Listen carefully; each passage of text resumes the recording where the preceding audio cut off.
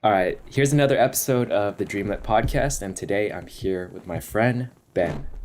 How's it going? And thanks so much for having me, Scott. Really appreciate it. Before we start, tell us a little bit about yourself. Cool. So yeah, quick introduction on myself. So my name is Ben Smith, as you mentioned, and I grew up here in New York City, though I was adopted from China, and I think that'll be relevant a little bit later in the podcast. I make YouTube videos. I previously was running a small startup, and now I also run a small communal house. I sort of juggle a lot of different balls and wear many hats, but it's something that I enjoy doing, and it keeps my life exciting for sure. Yeah, I definitely want to get into that. What exactly is a communal house? Because I know you mentioned it before, but I never quite understood exactly what it is. For sure. To give some context, I think it'd be helpful just to say, why I was interested in communal living in the first place. And it really started from, having a passion for traveling growing up, but then also furthering that passion while studying abroad in Madrid in Spain. While there, I got to travel all over Europe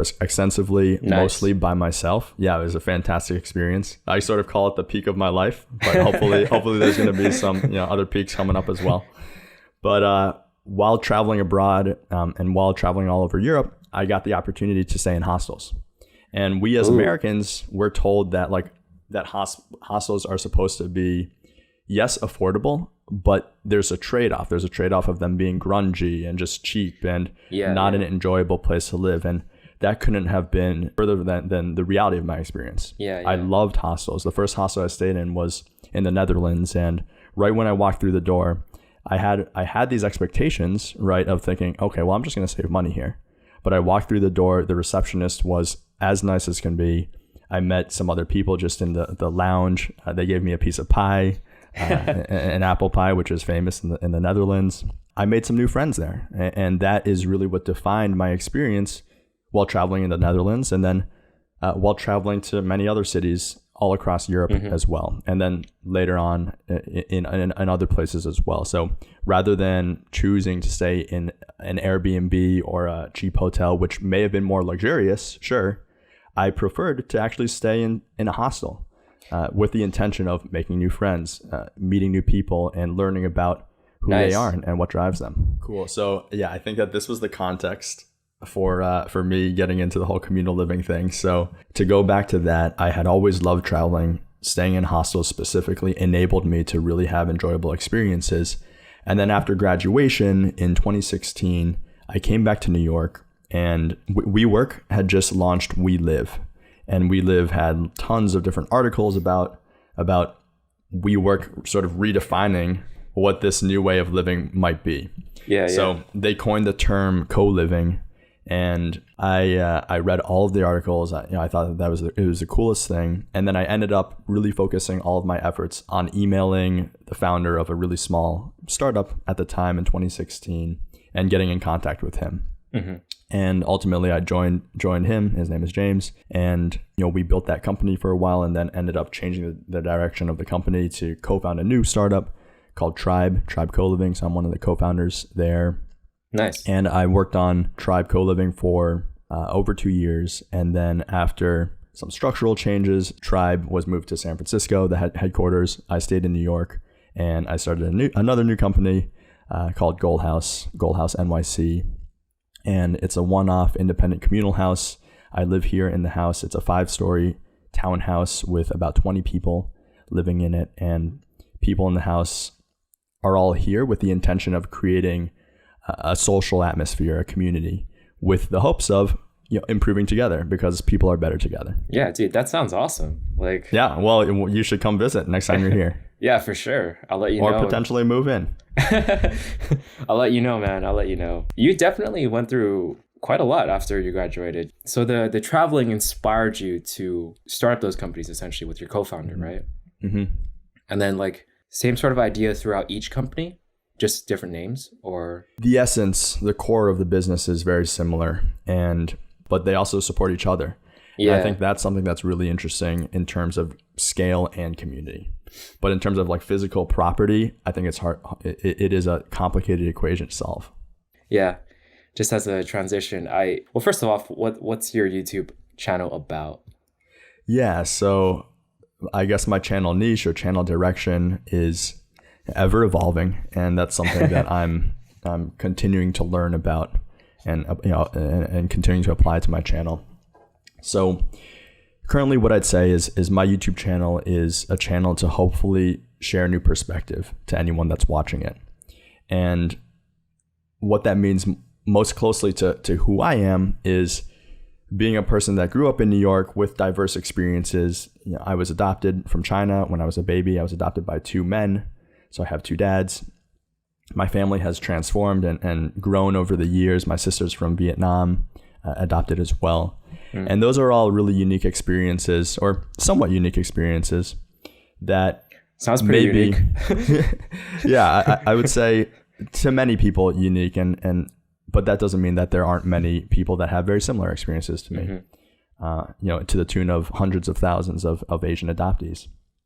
But anyway, so I sort of saw my differences as an opportunity to share a new perspective and hopefully to encourage other people to get in this mindset and framework of like taking into account other people's backgrounds and differences, and hopefully encouraging people to be conscious about how they think about empathy and acceptance towards people's differences. So anyway, my YouTube channel serves as a platform to spread that message of perspective, of acceptance, and definitely a worthy message to spread. Because I feel like a lot of people, even especially in my sort of niche as well in self-development, a lot of people tend to generalize, I feel. It ends up being a sort of, if you do this, then you'll get these results. But that's not exactly true, because there's different environments, different situations, different people respond to different things. And a lot of nuance gets lost. And I feel like everything in any niche, honestly. So I think for me personally, I try to always keep that in mind when I create a video, even though it's kind of like weird, because I feel like general videos with general titles and general topics do the best. Right. But like, I don't like that. Like, I personally don't like being general. So it's like conflict within myself sometimes. I mean, I definitely can empathize with that. I mean, I think that YouTube, basically we as YouTubers, I think that we are at odds with doing what's trending.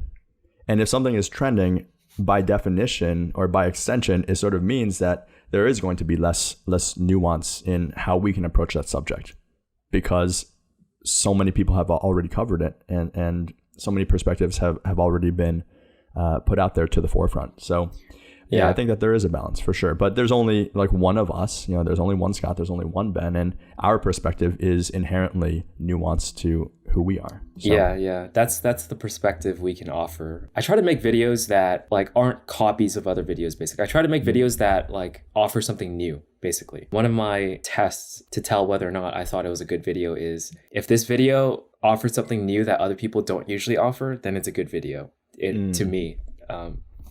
But of course, there's a balance between making a video for like someone else versus making a video for yourself. And Bayar has told me this. I tend to make videos more for myself, which is very true, because there's like a sense of self-fulfillment that I want to achieve. And I feel like I'm very focused on that right now, because it is true that both of us are still in our 20s and we're trying to like figure things out in our own lives.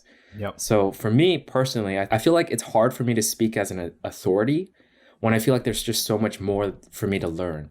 So the best I can do is offer my perspective on what I've learned, and not say that this is for sure what you need to do to achieve this, but this is what I did that actually got me these certain results. And that's the best I can do for like my type of videos. Yeah, I think that's completely valid. I don't see myself as an authority, just like you said.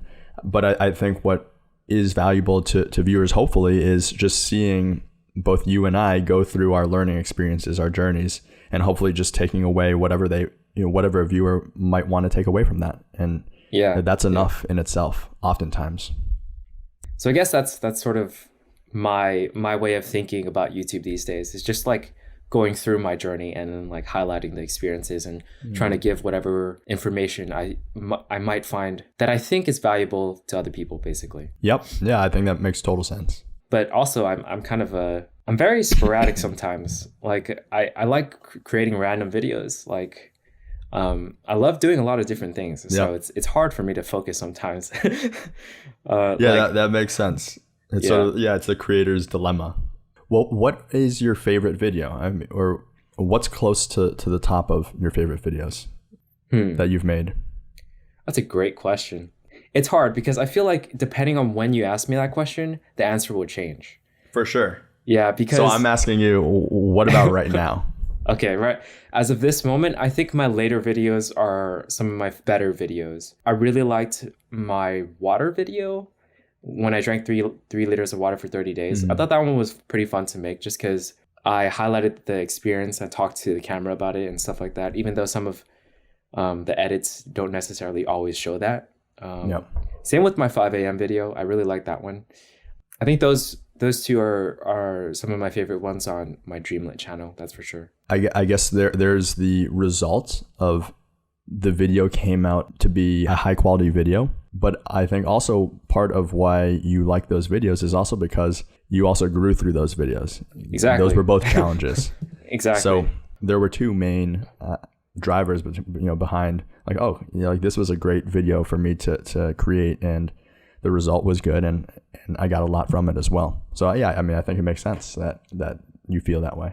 I definitely feel like the videos that I like the most are where while I'm creating it, I'm enjoying it and growing from it, as well as the video being high quality.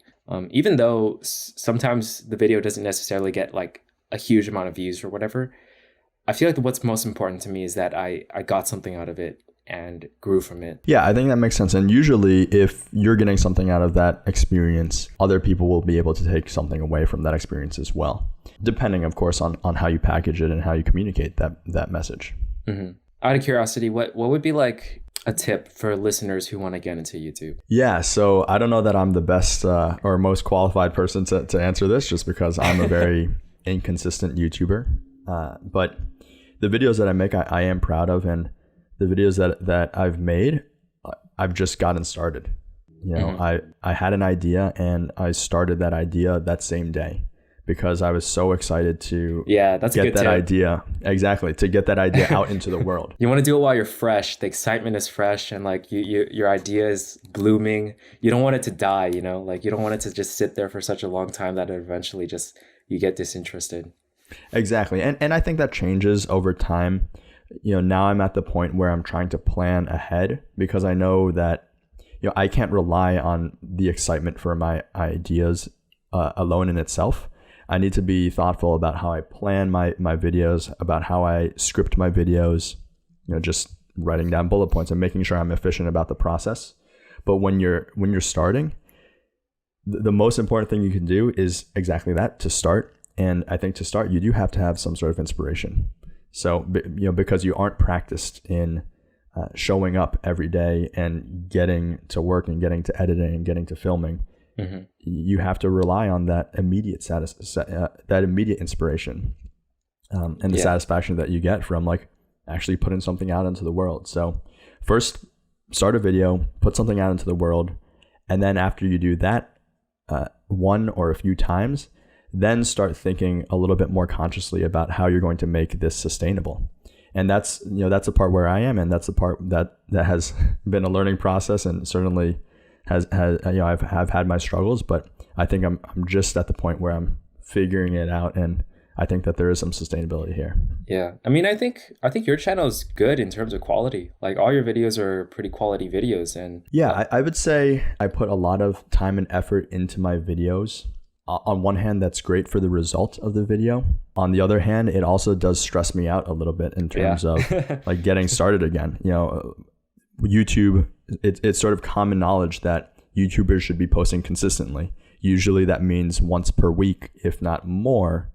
And right now my average posting is like once every 2 to 4 weeks, maybe on average 3 weeks, which is which is not great, and in terms of consistency, and something that I'm working on.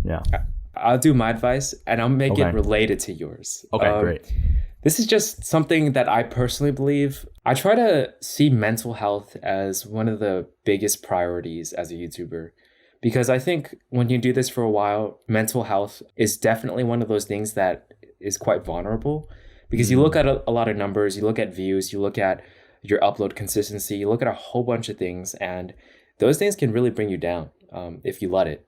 There's a whole bunch of advice out there, and there's a whole bunch of like best practices, but do what you can at the moment that makes your mental health like the strongest, that you feel is like less stressful, that you feel is more optimized to you.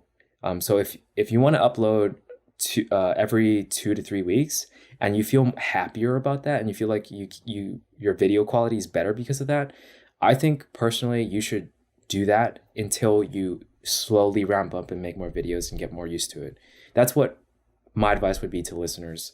And I guess that's what my response or thoughts are to your sort of dilemma. I think that there's a lot of truth to that. Where I would push back is I think that there is a certain balance of the discomfort that I might have in publishing every single week, and realizing that that discomfort is truly discomfort, but it's also an opportunity for me to grow as a YouTuber, video creator, yeah, editor, definitely. all of that. And definitely a balance. Like, yeah, you should feel some discomfort, but at the same time, don't push so hard that you get stressed out and burned out, basically. For sure. I think once you realize that you are getting burned out, that's a time to reevaluate your priorities and see. I think that there's this something that's really important. How I would describe it is, as a creator, there's naturally going to be challenges that you're met with, and these challenges can either be paralyzing, or you can recognize them as challenges that are on the way to who you want to become and what you want your channel in terms of a YouTube channel to become. And seeing those challenges as on the way as opposed to in the way is really important, because then it makes those challenges worthwhile. Mm-hmm. And that's why, for me, I am trying to work on recognizing that YouTube is a platform that I have to create within the bounds of. And because of that, if I want my channel to grow, because I deem channel growth as valuable in terms of impact and reach and impacting more people, then I do need to make sacrifices in terms of like my comfort. And I do need to say, okay, well, I'm going to be posting every week. Now it's easy to say, and it's hard to do, but it is something that I'm consciously working towards. And I think each day I am getting slightly closer to that. And by next week, maybe I say I am going to start posting every week, and that's going to happen. And I think I am very close to that point.